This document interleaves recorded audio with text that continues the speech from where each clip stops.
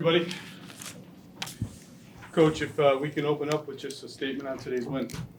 Well, yeah, just very proud of our players, our football team. It was a really hard-fought game. The end of the first half didn't end like we wanted it to. We lost momentum that we kind of captured through the first half. We weren't able to convert and keep the drive alive, and then we gave up the long 39-yard touchdown on 1st and 25. And that could bury some teams, especially when you're on the road. You're up all half and then you go down. And I just thought the resilience that our players showed, the adjustments that our coaches made, it just showed me a lot of what's happening around here in terms of confidence, belief in the work that we're doing, trust in each other. And then it paid off by coming out in the second half and playing a pretty darn good second half. So it's good to get a win here. It's good to get any win. It's always good to get a win on the road, and then we've just got to build on it. Jim, on a similar note, there were penalties that put you guys behind the sticks, but it felt like Joe was always able to make up for it with his legs or with a nice throw to the sideline or whatever it may be. But yeah, early, uncharacteristic of us, a lot of penalties. We've been able to play pretty clean. We were very fortunate because some of those, like you said, they didn't hurt us. They could have been really big penalties, but we were able to dig our way out of them. And in the second half, we came out. I think we only had one penalty in the second half, but uncharacteristic of us. And so we have to be more disciplined. And the holding calls are a concern to me. Maybe we had more than one in the second half. I think we did because we had some holds on some good runs. Yeah, we did. So, we've just got to be cleaner. And it's not something that's been an epidemic here, at least this year. And so, we're not going to gloss over it because we won. We're going to look at it hard, and we're going to make sure that we concentrate on playing with the proper techniques so that we protect the yards that we get. Coach, 152 rushing yards given up in the first half and then 39 in the second half. Just talk about the adjustments you made in terms of the rushing defense. Well, yeah, they were kind of dragging us around in the first half, running the football, and they made a concerted effort to run the football, and they were doing it well, and we weren't playing it right. We weren't playing it well. We have number one, we have a really good defensive coaching staff, and they made adjustments. And then, fortunately, we have a really smart football team that cares. And so when we make adjustments as coaches, our players can comprehend it and they can put it into action. And that's what they did. I thought we tackled better. I thought we did a better job on the quarterback. And we forced them, because we were scoring on offense, into throwing the ball probably a little bit more than they wanted to. But it was huge to be able to get the run under control in the second half. Coach, you talk about getting the run under control, but you guys also racked up 5 sacks. You were able to get after them, especially in the second half. Talk about the performance of the defensive line. Well, it was actually 7 sacks. Forgive me, I came down with 5 minutes. Yeah, well, we got a couple extra. And I didn't know that. I would have thought maybe 2 or 3. And when they told me it was 7, it surprised me. But when you can get the run under control and you can get a lead, and then you can pin your ears back and you can go after them a little bit, And we've got some guys that can rush the passer. Brian Parham, he had 14 tackles. He had 2 sacks, 2 tackles for loss. He's one of the leading sack guys in the country, and he's a linebacker. Umar Diamande had 11 tackles. He had a sack. Both those guys had, 2 and 1 tackles for loss. So we're getting really good production out of a lot of different players in terms of our pass rush, and that's what we like to do. We don't want to just get our pass rush production out of our front 4. You can get it out of linebackers, and even Devin Pringle at a corner had a sack. So that's what you want. It makes it a little bit harder to figure out who we're bringing. Coach, obviously, a big game from Juice. Just talk about what you've seen from him, in practices, going into the games, just how he's really grown here as a player. Well, we brought him here to do what he did today. We knew that he was capable of that. First of all, he's a great kid. He's just a hard worker. He's had some tough breaks early this year, where he's been open and the ball hadn't been right, or, we just haven't found him. And he's stuck with it, And so I thought that the offensive staff did a really good job today of planning some plays for him, and it just broke right. You're hoping for the right coverage. You're hoping that a guy doesn't do a great job with his eyes, and those things happen for us, and then Juice made the plays. And so, he's a guy we want to continue to get involved with our offense. We don't want to just be all Skyler in the passing game. And, we need to continue to distribute the ball to John Nider and to Ramello, and, hopefully we get Ty back. And when you can get Juice going, and then, Alex Honig had the 2 big plays in the pass game. So when you're able to spread it out like that, it makes it tougher to defend.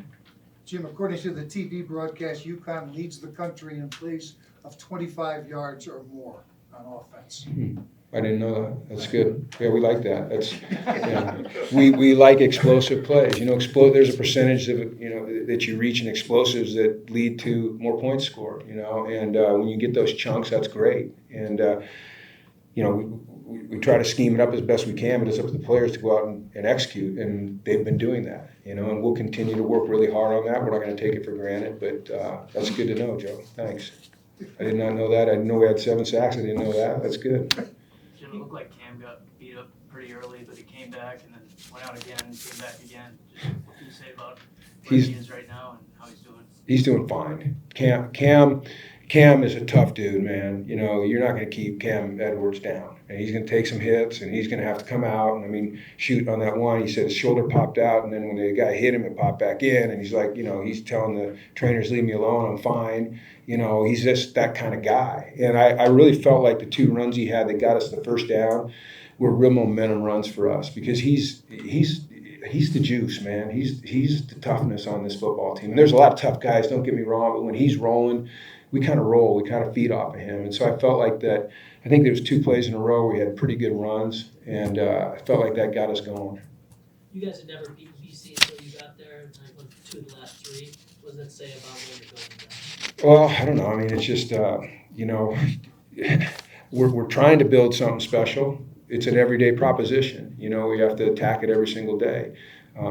But we're starting to see some results, and we have to protect that by the way we work and the way we think and the way we attack tomorrow and, you know, evaluate this game. And we're not going to be complacent. We're just going to, you know, keep trying to be the best we can be every day and worry about ourselves and not worry about the fact that, you know, we finally, what'd you say, we beat them? We're 2 of the last 3 in the first Yeah. time ever here. Okay, yeah, that's great. Yeah, but that's what we, you know, and this isn't about BC. We prepare in a way that we expect to win, no matter who we're playing, if we play the way we're capable of playing. So, and I have a lot of respect for Bill O'Brien and this football team. You know, and they've had a really tough go at it this year. They've had a tough schedule, but they fight. You know, they fight and they're tough. Coach, I was going to say, a couple of years ago when you played here, one of the things you pointed out was in the post-game press conference, the physical difference from when you played them at the Rent the first time. Would you say you guys have bridged some of that physical difference against a program like this time around? That's a good point. So, yeah, I remember that after that second game, they invested a lot of money in their offensive line, and it showed up. You could tell. And I will just say this, that we've had people in our program, you know, sitting around you right now, and people that support this program that have stepped up and help us, you know, get in a position where we can compete for some really good football players. And when we walk on the field against a team like BC, you know, we look the part. And, you know, that's credit to our strength and conditioning staff. That's a credit to our nutritionists, our cafeteria people. It's a compliment to our players, but it's certainly a big part of it is the support that we've gotten from administration and the people that are, you know, investing their hard-earned money in this team.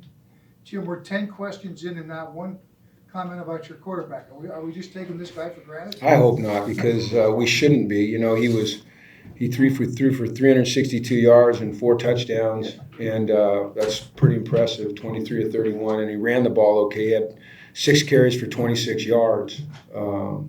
So, you know, Joe's playing at a high level right now, and it's because of the work he does, the confidence he has in what we're doing, the repetitions that he's gotten in college football and in this system. He has tremendous trust in the receivers he's throwing the football to, and if we can run the ball effectively, then it makes it even more difficult to defend him. So I have confidence that he'll continue to prepare the way he's prepared and put himself and our team in a position to have success. Maybe we were asked about Juice already, but what is it about him that he's able to just get lost? I mean, that first touchdown, he's wide open. Well, we snuck him out of the backfield. I don't know if you saw it, but he started it like in a fullback position, kind of offset, and we play action and then brought him back across. And so we just caught him in a tough coverage. You know, they took their eyes off him, I believe, in man. And that happens sometimes. But, you know, Juice is a guy that you have to decide defensively how you're going to treat him. Are you going to treat him as a wide receiver? Are you going to treat him as a tight end? Because he's kind of right in the middle. And so, you know, we're trying to take advantage of that, you know, trying to create matchups that are favorable to us and to Juice. And that's what our staff tries to do is, put our guys in position to utilize their skill sets to the best that they can and keep them out of situations where they're doing things that they're, maybe not great at. Time for one more, friends, otherwise we got players. Good? Thanks, All right, everybody. great. Appreciate it. Thanks, Coach. See you, man.